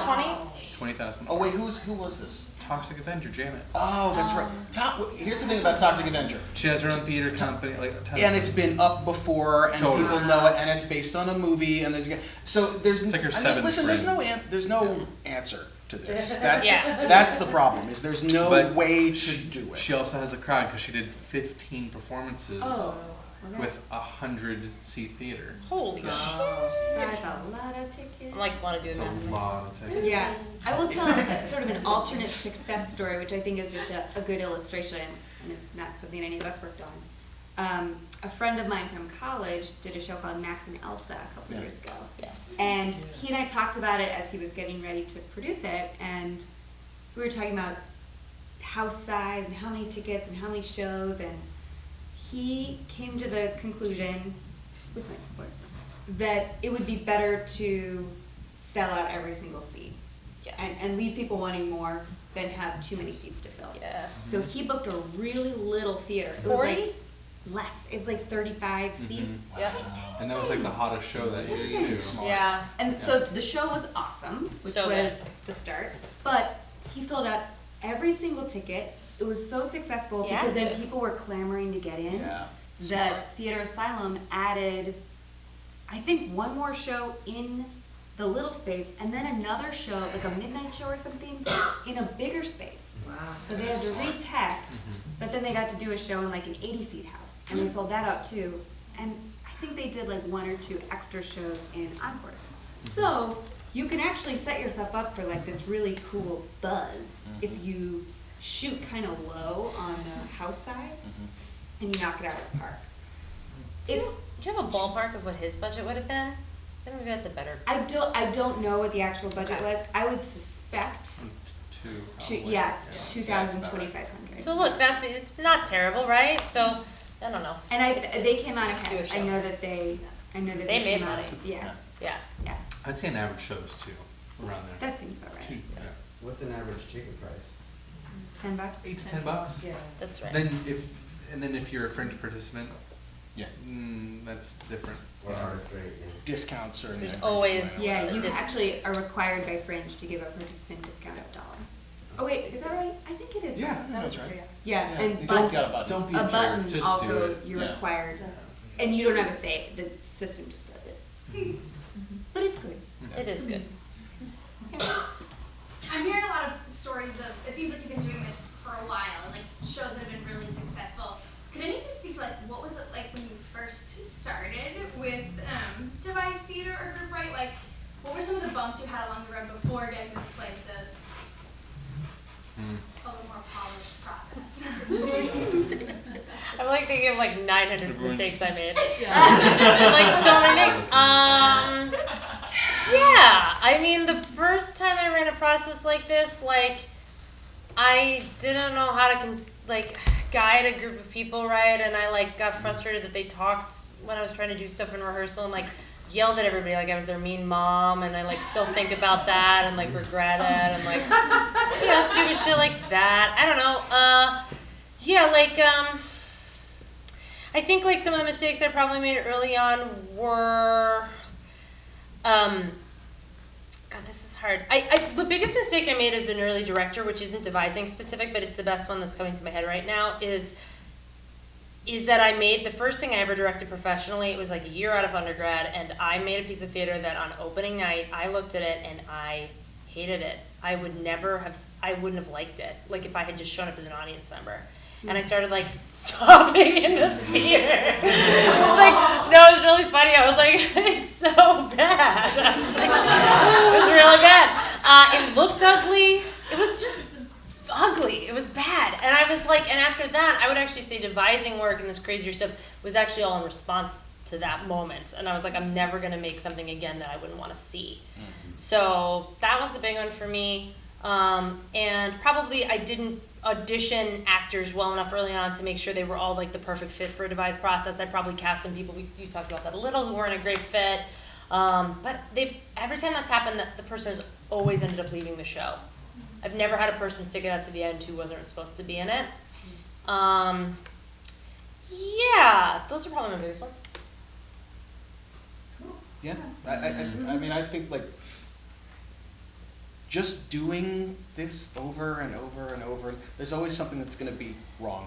There's always something that's gonna go awry. There's always gonna, and so, I don't know how you guys feel about this, but like, okay, here, for this show, I have not done this thing, so I'm gonna push into this place where I'm going to learn from it. Yes. And then, all of these things went wrong, so I'm going to learn to not do X, Y, and Z, because this hopefully worked. And then the next show, I'm gonna do this kind of stuff and find out, oh, that backfired! Okay, so it's all process. Yeah. There's no such thing as the perfect, everybody gets along and everything. Nah. Doesn't happen. Yeah. I think for me, the biggest lesson learned over time is letting go of your own ego, because it's a collaborative process. Yeah. And I think you spoke to this a little bit earlier, defining the roles. Like, what's the part of the collaborative process where we're making things up, and what is the part of the process where somebody at the end of the day has to say, okay, this is the show. Yes. Or, okay, that's not working, we need to try something else. So just knowing who's gonna be doing what, and sticking to it, and having everybody in the group be respectful of those roles that have been assigned was the biggest lesson I've learned over time. It's worth naming, actually, it's making me think of something we probably should have mentioned earlier. Actors who've been through this process do have a different relationship to their characters and the sense of ownership they feel over them. You can't just suddenly in Tech Week say to somebody who's spent 8 weeks developing something from scratch, no, you don't know them, I'm the director, I know this character, do what I'm saying. But you have to be willing to continue to keep it, even as you like kind of guide them towards a decision you're really hoping you can get to. It's a slightly different tone I'll take than if it was an actor I just randomly cast and showed up one day on a film set and I just told them what to do. It's that you are building a human together with them in a different way. Yeah. I'd say my biggest, I have like a Fringe regret that I'll share, which is that the first year that we did Fringe was also the first Hollywood Fringe. So 2010. 2010, man. And we like had no idea what we were getting into. Like none. A former producer had signed us up and then quit. And then I was like, I guess I'm the producer now. Oh my God, I forgot about that. Neil. Yeah. Jesus. Neil. It was a wild experience. He's the reason you met your husband. Name and I phone know. number. I should tell him now. You should. Anyway. It's really something. But my biggest regret is I saw 2 other shows. Just the whole 2. Year. Yeah. I didn't get it. Yeah. And then I realized kind of toward the end of the festival, like, oh my gosh, these people are awesome. Yeah. Like, started hanging out more, and it's like, oh, I was talking to all these cool people and all these artists, and I've learned so much about myself as a theater producer and maker and lover from watching Fringe shows. It's really informed my own taste and my own idea of like what I want to do. So yeah, I feel like I'm much better situated in the landscape of theater because of having seen so many Fringe shows over the years. It's a great way to just, especially if you really like theater and you don't get a chance to see it very often or you don't seek it out, when it's there, just you can soak this stuff up like a sponge and not only meet cool people or just see something like, I want to work with that person and I want to work with that person and this show gave me a great idea and I remember doing something like this, and it's a great way to kind of just feed your creativity and get people to see your show and go see their show. Also, and that's for me, it kind of lets me know where I need to be Yeah. as well. Yeah. Like, Yeah, that's cool. I see who's doing the best in the festival, what it took for them to get there. Where do I need to be next year to compete with them, or not compete, but just provide Push that. yourself. Yeah, Move push to the next myself. place. You know, we all want to be better. That's what we're all here for, I was is gonna talk to to you be about better. that. Yeah. Also just briefly, you should plan to do nothing else for the 3 weeks besides your day job. Obviously work, I get it, but like you don't have other social plans for those 3 weeks. Unless people come meet you. You really don't. You think I'm joking, but if you can if you do what Monica did, which is you just go to your 5 performances and you see 2 shows. And if in that case you will be lucky if you sell out and you won't really experience the Fringe. So I would say you should plan to be seeing shows every day the whole festival. That's it's like theater camp. That's what it feels like. It's fun. It really so is. fun. It's a great time. It's great. It is great. Even like beyond that, just from a pure business standpoint, probably like 75% of my tickets were from showing up, socializing, and being like, hey, come see my show. Yes. Cool. I'd love to go see your show. And just making those connections. That's how you fill your house. Yeah, you know the whole "it's who you know." Yeah.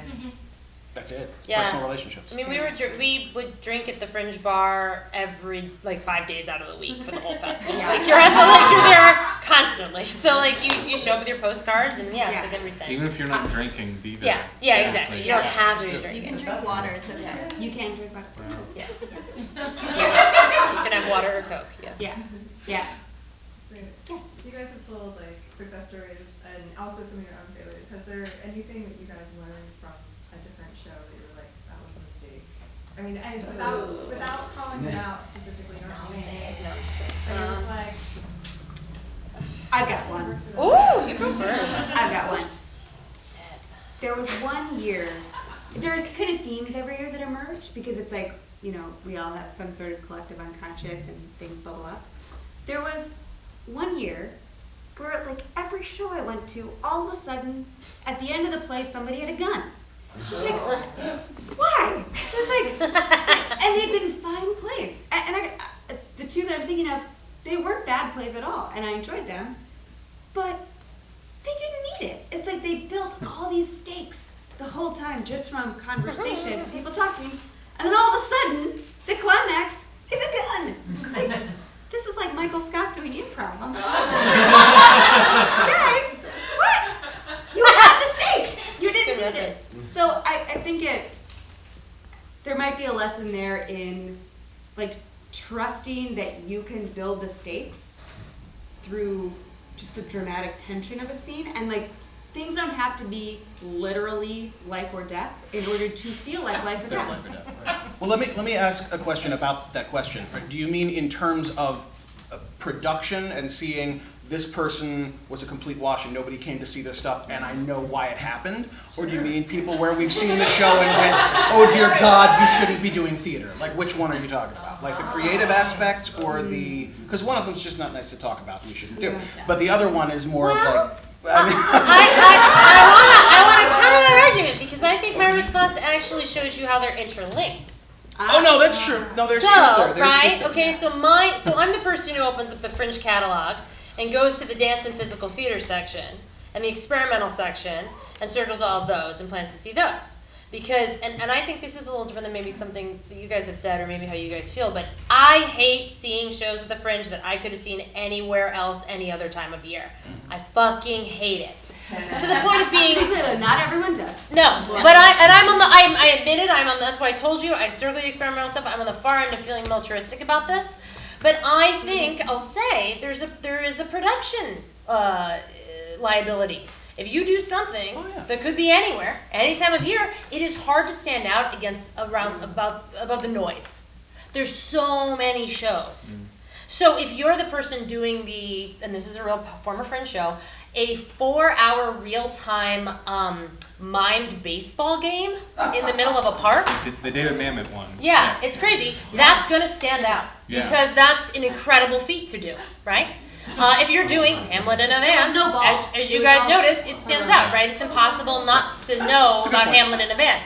If you're doing a one-person show about something that isn't really hooky or interesting in a single sentence, you're like, oh, it's kind of about my childhood. No, well, you can do it, but like, just know, just know you might be doing it for your own artistic exploration, and you just getting up on its feet, and there's value there. But it's I guess the more kind way to talk about this is you should ask yourself what your goal is when you're doing this. Think high concept. I mean, that's what you guys did. You're burlesque noir. If you're pitching a show to NBC, you want to pitch a high concept show. It's the same thing. Last year at the Fringe, you know. Yeah, but you're right. You just kind of know for yourself why you're doing it, and it is totally valid to, of course, just use it as a cheap way to produce something you've been meaning to do for a while. That's awesome. But just know then what's you've got ahead of you. Yeah, goals are a really important thing to have some real talk with yourself about. I think we've got time for these 2 questions. Okay. Yeah, so let's go back then. Okay. So I write musicals, and I'm really interested in the devising sort of process. But is there any precedent for that happening in a musical? Because so much of I love the kind of spontaneous, collaborative, sort of democratic thing that you guys are talking about. And I'm trying to wrap my mind around how do you. Your guys' show involved music, I'm assuming, because it was burlesque. Can you talk about how music kind of entered the democratic discussion of devising? What that looks like? Sure, yeah. Yeah, it's going to be a little different than some of the devising stuff. We we're couldn't doing even today. classify the show at the end. Yeah. That's how we threw ourselves into the cabaret and variety Exactly. category, because we're like, this is literally a mashup of so many different kinds of genres that I don't even know where to place it at this point. And that's the time when you start working with the people that, because not being the music guy and not being the dance guy, that's when you work with the people that you know this stuff. Can I ask a follow-up question? Yeah. Was there one person that was in charge of music and dance, or were those things also collaborative, that anybody was welcome to? For us, it was very collaborative. I mean, in much the same way that, you know, you were saying there's one person who's kind of in charge and doing this, I'm gonna shape stuff, but I would say, listen, give me something, or this is what I'm looking for, and I want this kind of thing.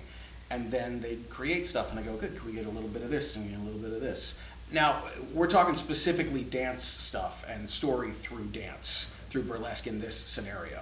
I think as far as writing a musical is concerned, there's a lot of other stuff. Yeah, I was gonna say, involved. you should definitely, if that's the kind of thing you wanna do for Fringe, go home and look up Robot Teammate. Oh, yeah, very good call. Yeah. Oh, yes. Yeah. And then any of them. Were they in Thug Tunnel? Yes. Okay. Thug And Tunnel into and Time them, Party. And the year before that, I did Time Party, yes. If you Time email hard. them, they will totally talk to you. They're all really cool, amazing people, and that's They do basically what they musical do. improv year round. And then they'll develop fabulous. They're a one great of their group of shows people, into too. a Really Fringe cool. show. Yeah, they did this panel last year. So, I mean, for something to be completely devised as far as musical, it's gonna be a lot tougher than you just kind of coming up with yourself. But at the same token, it could be, if you have the right group of people, could be easier. You know, it just really, it's gonna be a case-by-case scenario, I feel like.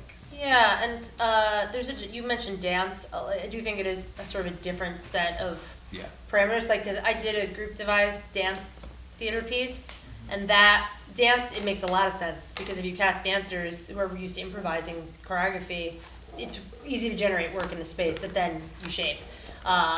Just like if you're a group of musical improvisers, generate the music, okay, and then shape. So again, it probably comes back to casting. Have any shows from the, excuse me, from the Fringe ever gone on to a much bigger run? They have. There are some shows from the Hollywood Fringe that have been published, excuse me, and are now being performed across the country. Some people go on to tour their Fringe shows at other Fringes. Some shows have gone to New York.